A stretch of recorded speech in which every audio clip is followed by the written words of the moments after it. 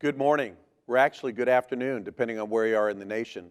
I'd like to welcome you to day 2 of the Innovation Experience. What an incredible opportunity we have had to hear from great leaders, to experience their passion for the veteran, for the service member, for the mission of the VA.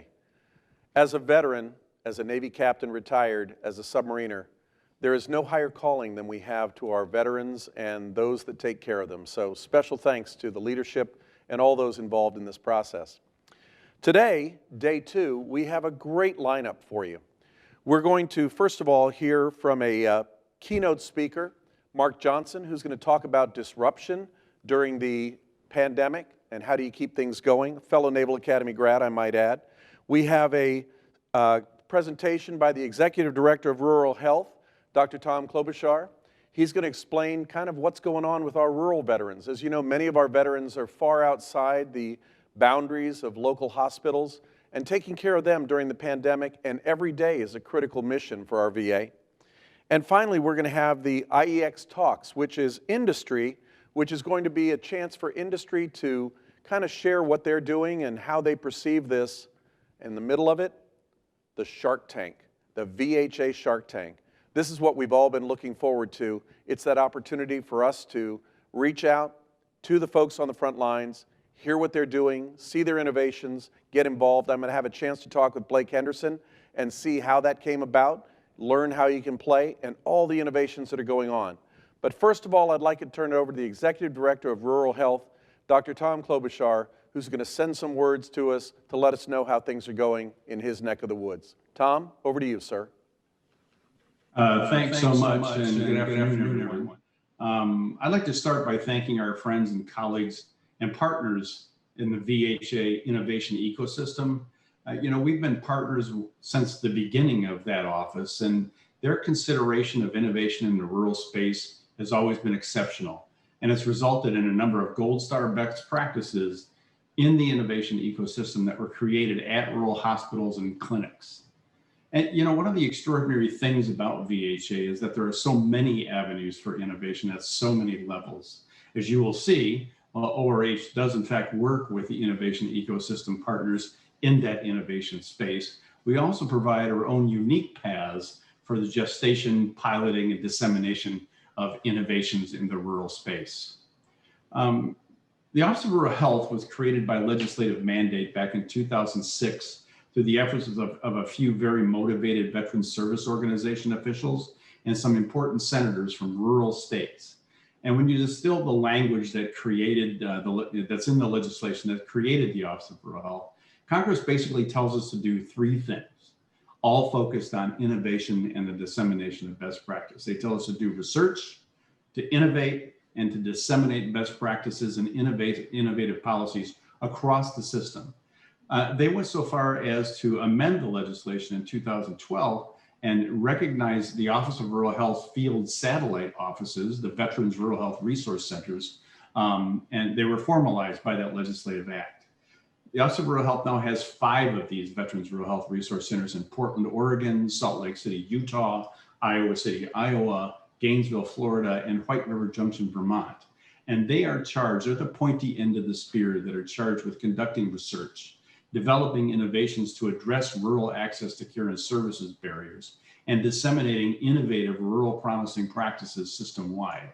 So we created a decentralized approach to innovation in the Office of Rural Health, and that gives us the flexibility, but we also require accountability from our field teams. And we rely on our field teams in these resource centers to identify and develop and manage a nationwide portfolio of programs, trusting them to make good decisions and report accurate results about their innovations. And basically, if you want to distill the Office of Rural Health's innovation philosophy, our fundamental idea is to keep our research, innovation, and dissemination programs on schedule, on target, and on budget. We have a proven approach now that really has 5 elements that empower real innovation to deliver lasting results. The first element is understanding what innovation is not. We don't expect innovation to be more of the same. But some of our most successful programs began by asking a simple question: how can we do more with the same? One of our researchers, I think, said it best when he said that we take existing practices, break them, and put them back together in new and interesting ways. The end result of that is a creation of cost-effective, impactful initiatives that serve as force multipliers. For example, training clinicians already employed by VA in clinical practices specific to elderly and women rural veterans. That represents just one of the innovative partnerships that have come out of this process. The second element is setting the tone. To create a truly innovative environment requires developing a culture of innovation that doesn't just reward success, but also empowers managers to develop concepts while still holding them accountable for their performance. It's important to give innovators a sandbox in which they can create new things. And the third element, making the case. At the same time, we really need our innovators to make the case to management. Before we allocate a single dollar to a program, we make sure that the scope and the scale of the problem is significant and surmountable. And our teams pursue initiatives that are backed by evidence-based research that help us reserve our time, our money, and our effort for solving the biggest and most feasible challenges. Reflective of the ORH rural innovation cycle, really research, innovate, disseminate. The fourth element in our innovation practices around defining success from the very beginning. One of the most critical components of our successful innovations are defining performance measure from the outset. Metrics need to be measurable and they need to be a direct reflection of the challenge at hand. And our last, but possibly our most important element in innovation is failing fast. We have created a culture and a process which allows program managers the ability and safety to flag emerging issues to help organizations avoid chasing after sunk costs, throwing good money after bad, if you would. Failing fast. We believe the managers need to be rewarded for highlighting risks and offering solutions. Now, I've just got a few examples of existing innovation programs that are at different stages in development. We've got a brand new innovation out there, the Rural Native Veteran Navigator Program. And evidence showed that there was a need that required a new approach to address connecting rural Native, American Indian, and Alaska Native veterans with their healthcare benefits. So this program uses an evidence-based approach to increase rural Native veterans' access to healthcare and their veteran-associated benefits, and subsequently improving their health outcomes. It'll connect Native American veterans to enhanced healthcare options available through the Mission Act, VA, VHA, and the Veterans Community Care Program, promoting access to all veteran-associated benefits and resources. It'll be national in scope with a local focus, adapting national efforts to the needs of individual tribes, villages, islands, communities, and the environments for rural Native veterans. This is in the formative stages right now, where it's being developed in consultation with tribes, in consultation with local VA medical centers, and in consultation with leaders and stakeholders in the rural Native veteran community. And that's just one that's in the initial stage. To give you an example of a rural promising practice, this is an innovation program that has found success in a significant way. The remote home-based delivery of cardiac rehabilitation. You heard the secretary talking about the wonders that telehealth can provide. Well, this one uses telehealth to connect patients with a cardiac rehab professional to tailor home-based counseling sessions and exercise on heart. They counsel them on heart health, nutrition, tobacco cessation, stress management, medication adherence, and so on. And it provides a complete phase 2 cardiac rehab program in a veteran's home. And that's a vitally important part of this. In fact, this program this year is at 26 sites, or I'm sorry, in 2020, that 26 sites. It will be in more next year. It's already been seeded at 50 sites across VA. And now it's being adopted by non-VA healthcare systems in the face of the COVID-19 pandemic. A truly successful innovation that began as an idea of a researcher in Iowa City, Iowa. The second one I wanted to underscore is this, we also around telehealth, clinical video telehealth to care for rural veterans with multiple sclerosis. This uses telehealth to deliver comprehensive rehabilitation care to rural veterans in their homes. And it connects those veterans with MS specialists remotely from nearby clinics or VA medical centers right into their homes. We're at 12 sites now, high degree of patient satisfaction, decrease in missed appointments, a truly successful innovation that grew out of that researcher asking a question. I'm proud of the fact that the VHA Rural Innovation Cycle, conducting research that leads to innovation and dissemination of these programs at work, provides VHA with yet another avenue for innovation and has concrete results with significant impact on rural access to care. I want to thank you for this opportunity to speak about innovation in the rural space in the Office of Rural Health, and I want to hand it back over to our moderator. Thank you, Tom. Once again, this is Joe Grace. I'm your captain for this event of the Veterans Innovation Experience. Tom, thank you so much. The work that you're doing for our veterans out in the rural areas is just amazing, and we really appreciate those efforts. It's been pretty important to make sure that they're covered just as well as any other group that we have. Not yet. I got to tell you, there's some real excitement about the Shark Tank coming up, and our friend over here just seems to be a little anxious. Right now, we're moving to a fellow Naval Academy grad, Mark Johnson, who is a senior partner and one of the founders of Innosight. And Mark's going to talk to us about keeping your organization moving during a pandemic. How do you succeed in that? As a small business CEO, I know that I've struggled with this and making sure that you have continuity of operations and that you seem to be able to thrive during this time. Mark, are you with me? I'm with you. Yeah. Mark, what class do we have from the Naval Academy? 1986. I'm proud of it. 86. We're going with 80 here, first class with women at the Naval Academy and the great class of 1980. So welcome to a fellow boat school alumni. Go Navy, beat Army. And Mark, with that, I'm going to turn it over to you. And at the end of your presentation, you and I are going to have a chance to sit down for a couple of minutes and answer questions from the audience in kind of a round table, even though you are virtual. So Mark, over to you, sir. Thank you, Joe. Well, real pleasure to be with everybody. As Joe mentioned, these are challenging times with COVID. Although, I have to commend the VA. You are pioneers well before the everything. You guys have been very much in telehealth, and so my commendation to all of you. Half the time that I'm asked to speak or do something, it's related to telehealth or remote work or how do we think about the future. And that's kind of what gets us to the topic today.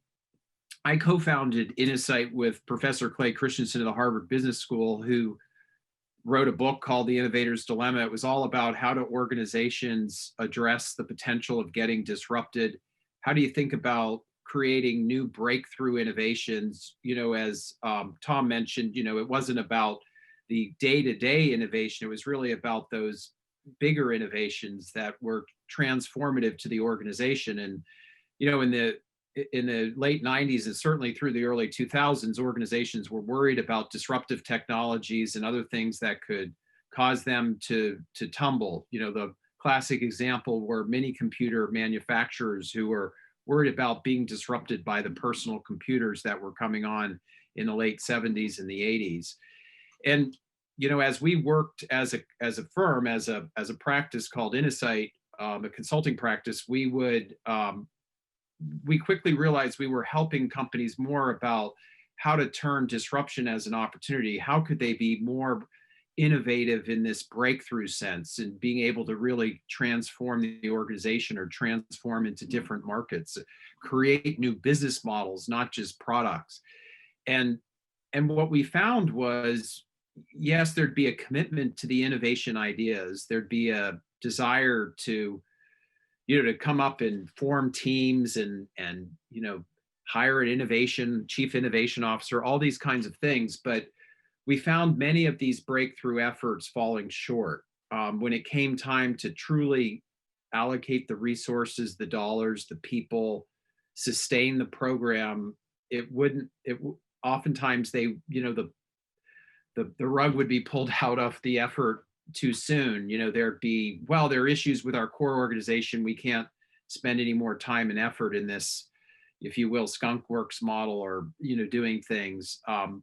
There would be issues around, just that the core business was in trouble and that there needed more resources there, or the effort wasn't moving fast enough. And what we found was that there wasn't enough connection to vision, to developing that picture 5 to 10 years out of really where holistically and systemically do you want to take the organization, more than just a vision statement, more than just saying, oh, we're going to do a half-day exercise and come up with a vision statement and a mission statement. This was really about developing a true vision. And it's in particular relevant now. Of course, the instincts with COVID is to hunker down, and it's true. We have to deal with the immediate actions. We have to deal with the crisis, and things have to happen today. But we also have to look past the horizon, past the 2 years or so, when we'll be 1 year, hopefully, or less, of dealing with this, and get past that to say, where is still our North Star? Where do we want to take the organization? How do we think about it almost like a portfolio of the future? And it's important because as leaders, people in the organization want to be given direction. They want to have hope. They want to have inspiration and purpose. They want to have stability in the long term of where things are going to go upward and onward. So that's a long-winded way of saying is our realization, which is amplified in these times of crisis, was there's not enough vision and strategic thinking in the long term that goes behind developing innovation, especially breakthrough innovation. And so if you could put up the slides, that's led to the genesis of writing Lead from the Future, which I published here in April. And just looking, any chance, are the slides up, or should I put them up on the screen? Just confirming from the team here.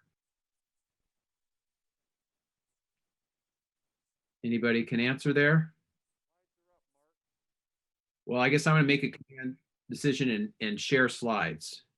Mark, your slides are up, so we can see them. We have Lead from the Future there on the first slide with the Harvard Business Review. Okay, I will not share slides then. All right, thank you.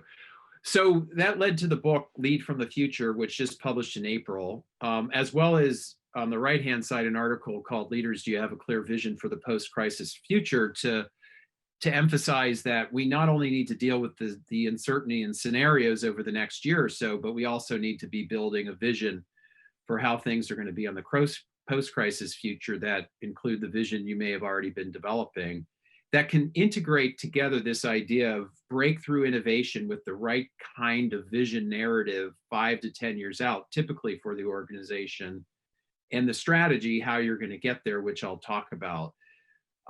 Let me go to the next slide. I want to talk about what might be to many a familiar story, in the sense that every time you think about innovation, somebody's got to bring up Apple. And so there might be some eye rolling in the audience, that once again, we're going to talk about Apple as it's connected to innovation.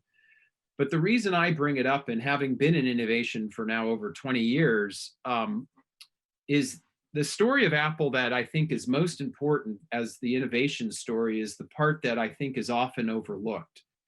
Yes, they were very good about design, and Steve Jobs, a larger than life personality and entrepreneur. But really what came behind the ability for Apple to transform so many industries and be considered this, powerhouse of innovation, when Steve Jobs took over in 2000, actually 1998, but in this time frame, the turn of the century, had more to do with vision and more to do with looking out 10 years. That Steve Jobs, when he came back in the late 90s, having been gone almost 12 years from the company he co-founded, he came back, and it's interesting, he came back, and the personal computer at the time was considered moving towards being a commodity, believe it or not. Gateway, one of its key competitors, said it's inevitable the personal computer is going to be a commodity. There was a lot of pressure on Apple, from other competitors, that it was too expensive, it was too much of a niche computer, and that there was, it was going to end up being commoditized by everything else. And then fast forward just a year later, and we started to have the dot-com bubble, and then it burst in 2001. And so in the midst of a crisis of different kind, Steve Jobs and 100 of his top lieutenants looked out 10 years. They looked out to 2010. and they said, what can we do leveraging the personal computer, but be going beyond it? And what they envisioned was what they called the digital hub strategy, as they called it, which is they said, we have all of these devices coming out, still and moving movie cameras and digital cameras and CD players and MP3 players, for holding music, personal handheld assistants. How could we actually leverage the computer to take and make them less clunky, that they don't have to, we can be the microprocessing, the power behind these devices. We can write elegant software and have the power reside in the hub called the personal computer that could enable, empower, and give the brains to all of these new emerging consumer electronic devices. So they created a vision more than just some simple statement that said how they could literally think about an adjacent business and move beyond their core. And it hence became the digital hub, this vision 10 years out. And they didn't stop there. This is, if you go to the next slide, what they didn't share to the world in 2000, because in 2000 they did share to the world the idea 10 years out of the digital hub. What they didn't share, though, was that Apple said we could do these products ourselves. We can create an MP3 player, called ultimately the iPod, right? We could get into telephony and into, a whole new actual paradigm with the iPhone, and then the iPad.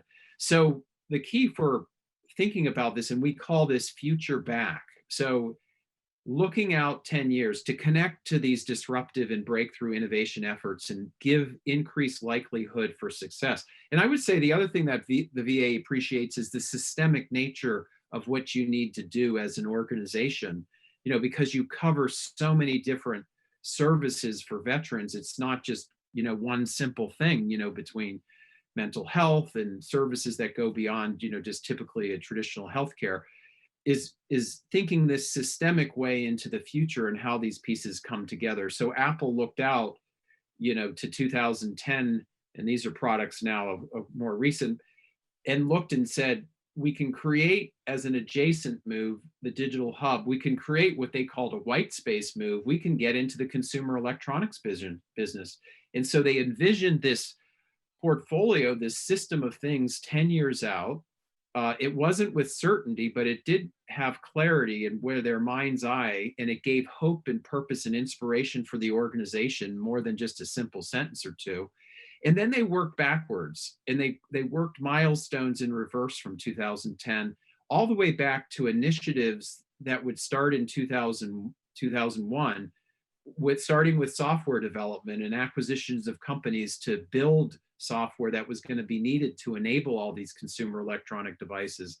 And then on their milestone map, they started with the iPod, then 2 years later, the iTunes service, integrated that together, and then fully disrupted other MP3 player companies that you've never heard of before, because they integrated into a business model this new idea. And then they moved in 2007 to the iPhone, 2010 to the iPad, and the rest is history. So I bring this up because Apple is the epitome of disruptive breakthrough innovation. But the real mechanism that drove the ability to do such innovative things really was the power of their vision in 2000 to look to 2010, the power of thinking future back, to be able to work from the future backwards and develop the kinds of things moving to really develop a whole new ecosystem and disrupt industries, not just, an individual company. It's a key case study that brings the importance of why we need to lead from the future. We need vision in order to be able to, if we want to succeed in breakthrough innovation and transformation. So if you go to the next slide, what's the essence of this talk and the book Lead from the Future?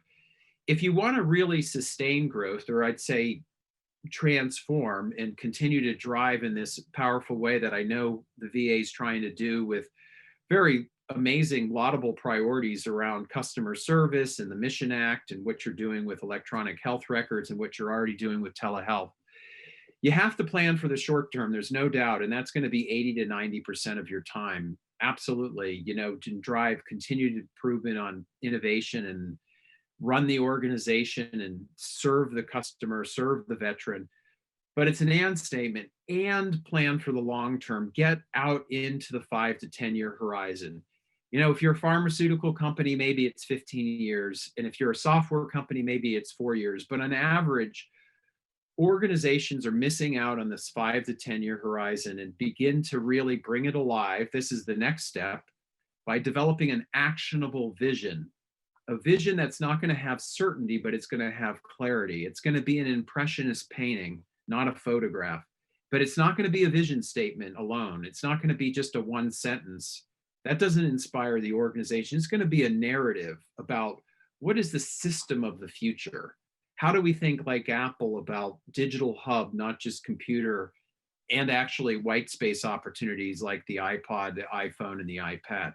Can we develop a vision of that kind of level of inspiration that can bring this future alive and that can get the organization excited, and then translate that to a strategy which says, how are we going to get there? What are the milestones? What kinds of choices do we need to today in terms of the initiatives today that are going to get us to that intended future? And then the last bit of that is we've got to think in the right way. And I'll talk about that in order to have a vision that isn't too much anchored in the orthodoxies of today, but can really break through and be appropriate for what the future is going to hold based on converging technologies and knowledge and know-how and things that we can anticipate, trends that can say, this is the way things should be. It's a little bit like the Wayne Gretzky analogy, the famous hockey player who said, I don't skate to where the puck is, I skate to where the puck's going. And we could take it a step further, not only say skate to where the puck's going, but actually shape where the puck should go. And that's the essence of leadership, is that the VA isn't just anticipating what the future is, but actually shaping it and defining it and making it where it should be, especially for our veterans. And that gets to this thinking of future back and the process literally of going from the future back. So I'll just take a couple words on each, couple thoughts about each of these, and then we can open up for Q&A. So if you go to the next slide. I just want to just first start in that part about plan for the short term and the long term. There is a ton of bias that we have to appreciate if we're going to be able to plan for the long term. And, I think people would say, oh, of course, long term, but it's just incredible of how little really does go out, at least, especially in the corporate world where I mostly work, but I have worked in defense and Joint Forces Command and other places in government as well. There's just so much bias, though, in general to the short term, not because as companies, but as human beings. I mean, you can think about all the existential crises we face, just in terms of climate change and other things that face us. And yet it's so hard to think really in the long term. We're biased. We're wired as human beings with a set of cognitive biases. Daniel Kahneman, in his book, Thinking Fast and Slow, his behavioral economist talked about a lot of these. We tend to deal with the fact that we're bounded rationality, that we tend to just deal with the information that's closest available to us. There's a literal term called hyperbolic discounting, that we tend to reward the near term way more than we would ever value anything that's further out.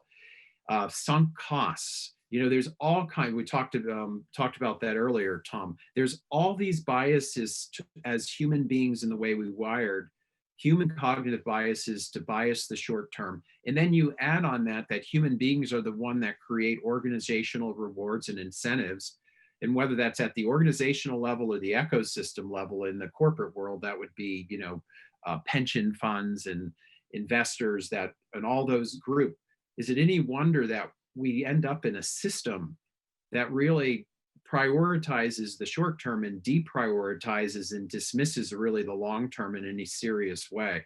And then finally, on the right hand side, the tyranny of the urgent, it's just simply we are, as especially senior executives, but all of us across the board, we are crowded out in the opportunity to think exploratory in an explorative and envisioning way. We have the tyranny of the urgent. We face with technology, more meetings and more needs for the short term than ever before. You know, a Harvard Business Review article by the dean of Harvard Business School and Professor Michael Porter said on average, there's 37 meetings per week, or 72% of our time, you know, of executive time, CEO time is spent in meetings.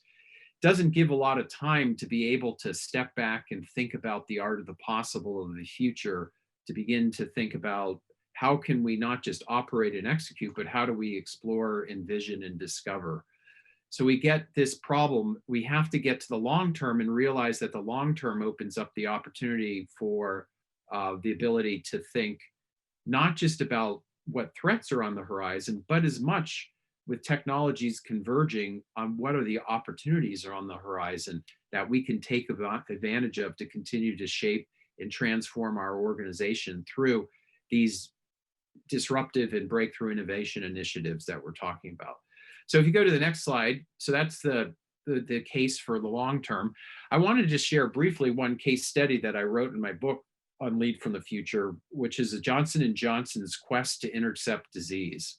It is called the Disease Interception Accelerator.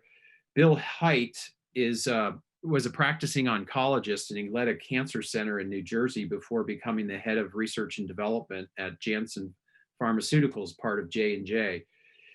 In 2010, I believe he took over, but by 2014, he wanted to take a personal vision that said, why are we not in the future, not just thinking about the treatment of diseases, but we will have the technology to intercept disease and to prevent it and cure it at a rate never, and at a level never before that we could do before. And so he had this vision that how could you take this large organization called Janssen Pharmaceuticals, which was in the business of making pills, you know, making drugs that was focused on treatment, and how could you shift and disrupt in many ways to say, we're going to do some things that are more about interception and prevention, which would probably mean a new business model, because, you know, the core model was really about getting paid for the research and development to develop these treatments. And so long story short, is they worked to translate Bill's vision into J&J Janssen's vision, and begin to think about how we can, in the not too distant future, 2014 looking to 2030, how can we start to think through a vision of what disease interception and prevention looks like? Combining things like life sciences R&D with disease diagnosis, with therapies that could shift from one size fits all to personalization, biosensors, thinking about biometrics to almost come up with a check engine light. It's very similar to what was described, Tom, you know, the whole point about anticipating diabetes, right, through, you know, changes in, I think you said, in the level of heat. It's the same idea. Can we create the interception before the actual, you know, the actual manifestation of the disease? And it came by starting with a vision, looking out 2030, bringing these together and saying, we are going to create a disease interception accelerator to be able to think about that. And then they walked it back to today, and it's been going on for about 4 years. They started with lung cancer, and it's called the Lung Cancer Initiative. And they're making tremendous progress about how do you think about interception of the disease of lung cancer before it manifests into stage 1 cancer.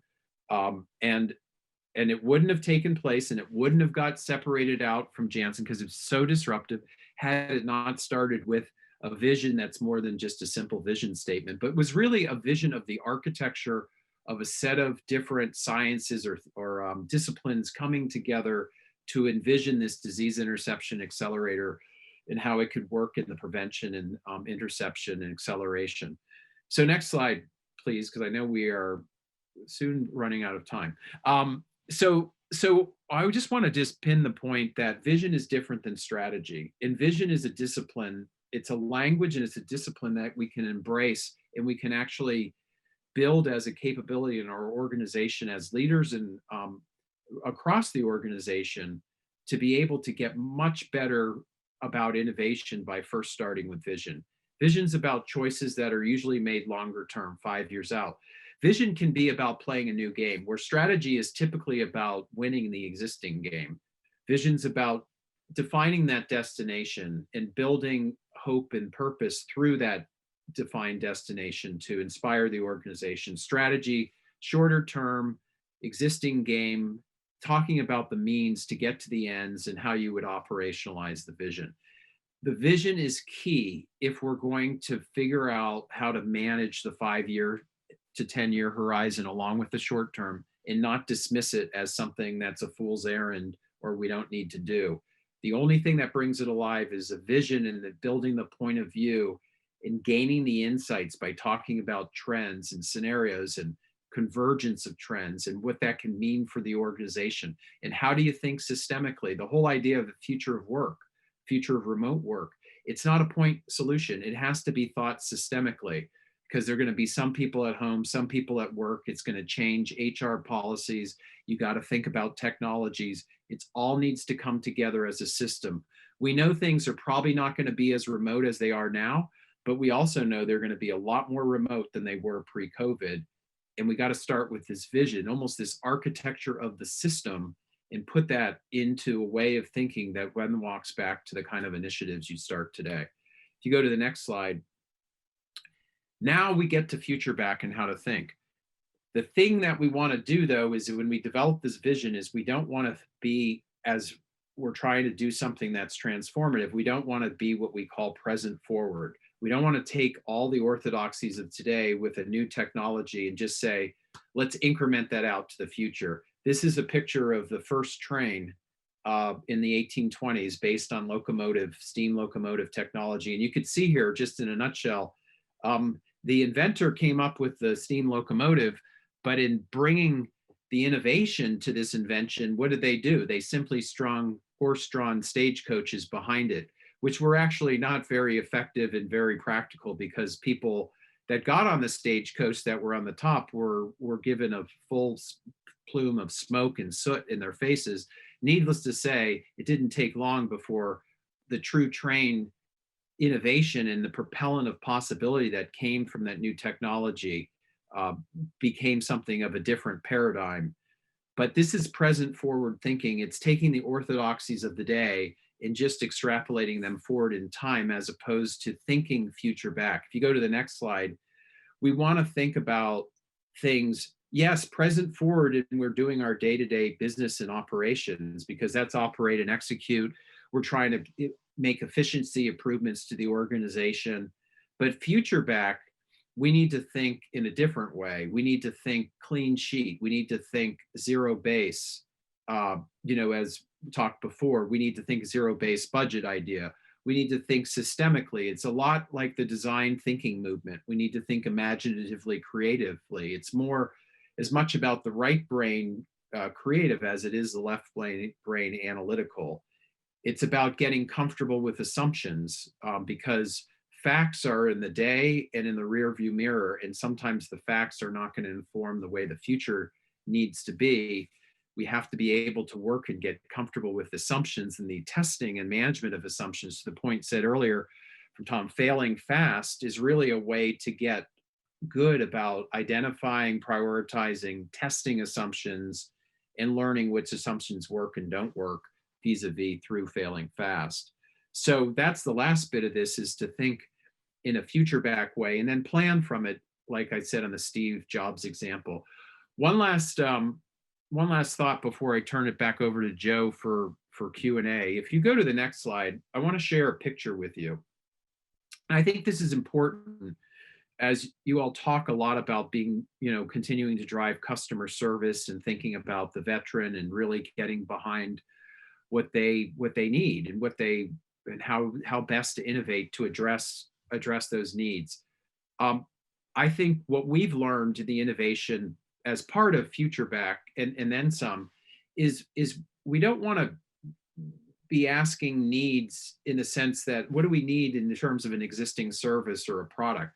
We want to ask in terms of a deeper question, which is, what are you really trying to get done in your life? And start there. What job are you hiring the VA to do? And not just from a functional point of view, but maybe from an emotional and social point of view. and get this deeper understanding of what we call jobs to be done as a part of looking into the future and innovating. And this picture here, normally I would ask what it is, but obviously since we're virtual, what this woman has on her head on the left, and carrying, and this is obviously in India, in the in the more rural area. This is a refrigerator, and there were a whole set of companies that were coming in and saying, hey, maybe we could tap into the emerging middle class.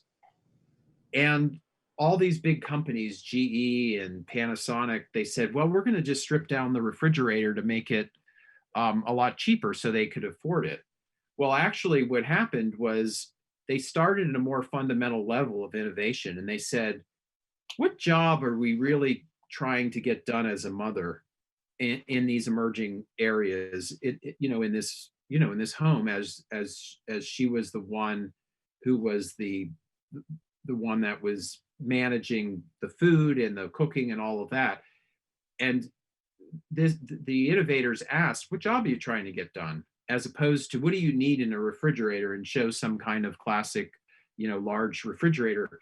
What they found very quickly is there were really only two jobs to be done. One job was all of these folks in these villages were really buying food on a daily basis because they couldn't afford to store. And they said, you know what, if we could have some means with cooling, refrigeration, that we could save our food for an extra day, our leftovers, that would be awesome. And if we could cool a couple beverages down 20 degrees, that would be so amazing. And so the realization, by basically understanding, not by some paradigm of the existing product or service, but by deeply understanding what this mother was trying to get done in her life for her family, you found that you didn't need a big refrigerator. You simply needed a cooler. And this, by the way, could be solar powered and powered by a battery. And by doing it this way, charge $69 instead of $400 or $300, and also fit within the paradigm of the mobility that many of these families had amongst their other folks in the village. So this is just the point that if you could tie vision to an innovation to jobs to be done, and if you go to the next slide and think about it not just being future back, if you go to the next slide, but outside in. Just looking to see if we can get to that. So how do we get really truly outside in along with future back? Don't ask, what do they need from a service, but ask, what job are you trying to get done in your life? And the job to be done is the progress a customer or consumer is trying to make in a given circumstance. There's a famous article from a marketing professor who said, people don't want to buy a 1/4-inch drill, they want to buy a 1/4-inch hole. Focus more on the job as opposed to the solution, and focus more on the why and then the what. And so my final message here is, if you want to drive breakthrough innovation, if you want to be able to embrace disruptive innovation, you have to be more future back and more outside in. And you have to start with those enduring principles of that, especially in this time of crisis and getting past the crisis. And with that, let me just do the next slide to make sure I haven't missed anything. I'll just give you a little fun cartoon here. It's about the process of being outside in and future back, developing this vision of the future 5 to 10 years out, figuring out how you'll get there by initiatives of today. That's converting vision to strategy, and then deciding how you'll program and implement that the right way. That's what's going to lead towards much more success in your innovation efforts. From our experience of tying vision and strategy to innovation, along with being as outside in as you can be, you will enable these opportunities to have much greater chance for success. With that, I'll turn that back over to you, Joe, for Q&A. Great, thank you, Mark. I really appreciate that. Mark, as I was looking at that, I can tell you're an aerospace engineer because your last slide had a bunch of guys in spacesuits. If you'd been a submariner, there'd have been some fish involved there. Some dolphins are doing something. So, you know, we got to give you a little bit of credit there. We've had some questions come in, Mark, and I really appreciate your comments. I'm always amazed that, in innovation, we forget that you still have to run the organization. And if you look at whether it's the Department of Defense running the Defense Health Agency or the VA doing hundreds of thousands of encounters a day, and suddenly people aren't coming into the hospitals for routine exams or mammograms or colonoscopies. You know, we talked with Tom Klobuchar earlier. What does that new normal look like where we're actually having to go out to them while we're still doing the mission? How do we create innovation for telehealth or rural while doing innovation? That's kind of your talk, is that you've got your 50-meter targets to go to an Army example, and then you've got your long-range targets. And I know Tom is nodding his head. I can see him on the screen as well.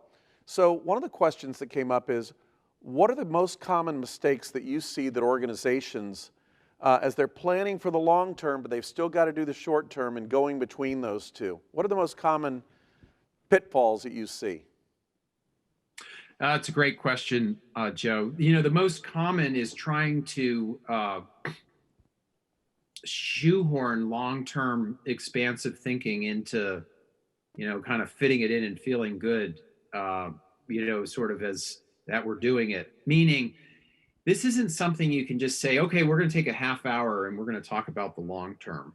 The good news is, in our experience, the short term and the, you know, operation and execution and the, you know, including the 1 to 3 year out, that's going to be 80 to 90%, especially at the executive level. You know, that's going to be 80 to 90% of what you do. But you got to the mistake we find is not carving out the 5 to 10% and really carving it out. Meaning, Right. for example, BMW is now taking once a quarter for a day because of all of the disruption and transformation of the automotive industry, electrification, autonomous vehicles, Uber and Lyft business models, networked cars, all that kind of stuff. And they're saying, you know, gosh, if we go totally electric, that's an existential change to the industry because it was founded on the internal combustion engine. They're taking 1 day a quarter and they're just talking about the future. But they're recognizing you've got to carve out the time and you've got to have time to be able to be in this mindset of explore and discover. You can't just do it in a half hour. You have to change it's just a whole different way of thinking and discussing, instead of it being about here's the data, let's make decisions and move on, which is appropriate for present, forward, and for the day to day. This is about messiness. This is about iterative. This is about 3 steps forward and a step back. This is about disagreements, divergence before you converge. This is about deciding. It's as much art as science. And so you've got to get into the creative mode. You've got to be able to get into a mode to be able to say, we're going to explore, envision, and discover. So that would be the number one mistake I see, is not carving out the time. And I guess the second mistake I would see about it is when they do carve out the time, doing it present forward, you know, not doing it future back and saying, are we really just stuck in the orthodoxies of today? I'll stop there just because I know there's probably other questions, but those would be the two.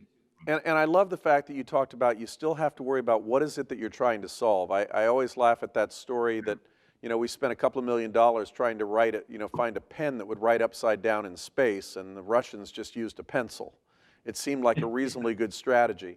And then the other one that always comes to mind is you go to the guy cutting trees, and with my home in New Orleans having Zeta coming in, the new hurricane coming in, if you've ever tried to cut a tree with a chainsaw blade that's dull, if you stop and sharpen it, you can cut a lot more trees. But they say, no time to sharpen the blade, I got to cut trees. So you're in the midst of that chasing your tail.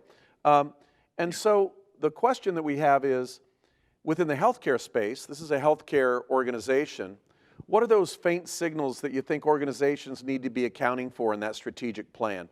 What are those underlying tenets that are there, maybe the subtle ones that you have that they ought to be thinking about in that strategic plan? Any thoughts on that?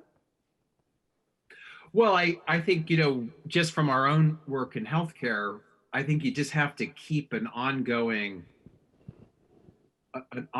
assessment of a set of trends that are both general and also healthcare related.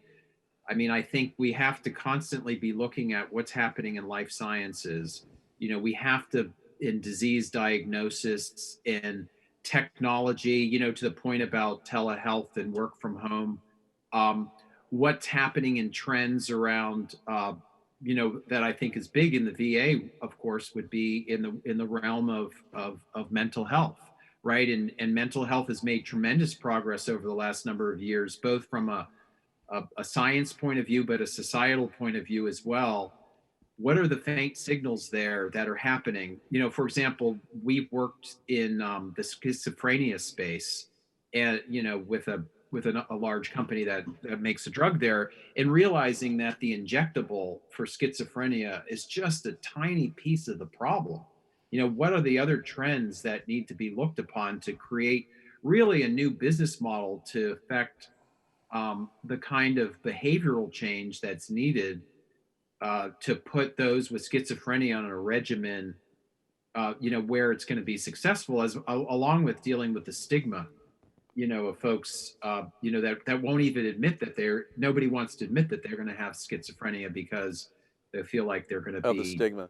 And Mark, so as the a other stigma. thought that comes to mind here, and you didn't address this, but I know this is actually, in the days of being a little bit longer in the tooth here and a gray beard, is that we watched Deming and we watched TQM, we watched Lean Six Sigma, we've watched each of those initiatives of quality improvements and how do I improve and revitalize the organization.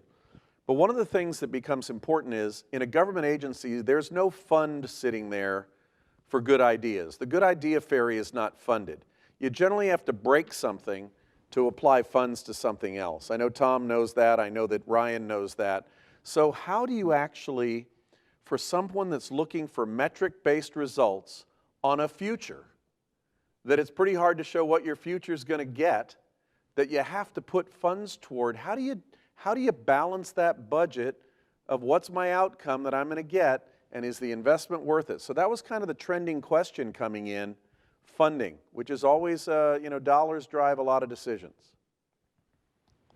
Well, let me give you just a quick analogy, and we can see if it works for the VA. What we create as the impetus for doing this within corporations is the following, which is called the growth gap, which basically says, okay, let's really be honest as leaders. Let's not just hold on to our fiefdoms, but let's come together as a leadership team of a corporation within the different business units and look 10 years out, and through trends and faint signals and all of this, say, what's going to happen to our core business over the next 5 to 10 years?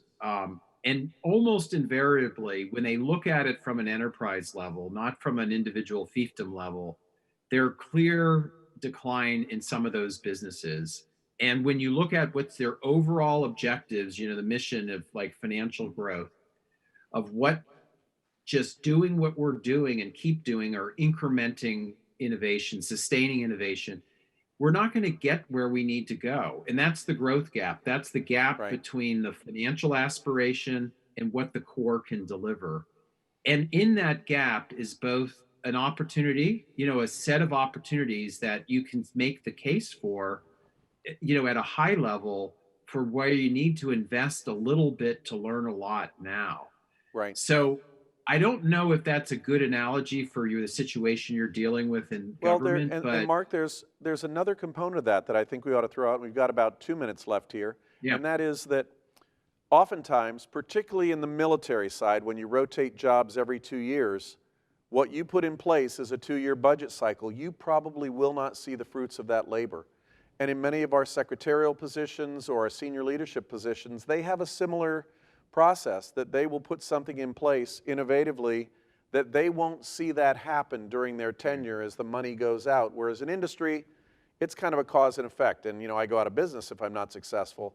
So how do you see balancing that risk and focusing on the why and making that happen, as opposed to planning for someone else to be able to do that? Because that's kind of where we are in this, at the scope of the VA. And your thoughts, and then we're going to wrap up there, Mark. Well, I think the only way I could answer that would be to come up with metrics of progress, building a change in culture that says we need to be good stewards of the organization for the long term. And so how do we come up with in-process metrics and rewards that allow for, planting seeds and trees that are going to be, what do you call them, seedlings before they become trees, and being able to be measured by the progress made to that, to then be handed to the next generation, if you will. Perfect. Mark, I just want to thank you for your time today. You've given us a lot to think about, from Steve Jobs and what he's been doing to Wayne Gretzky moving to where the puck's going to be. I always love Michael Jordan's "You miss every shot you never took," so that goes into the same kind of category. And it's really been innovative and thought-provoking. And Tom, I just want to thank you. I know you're on the Zoom screen for me. I don't know if you are for our audience, but for Dr. Klobuchar, thank you for what you're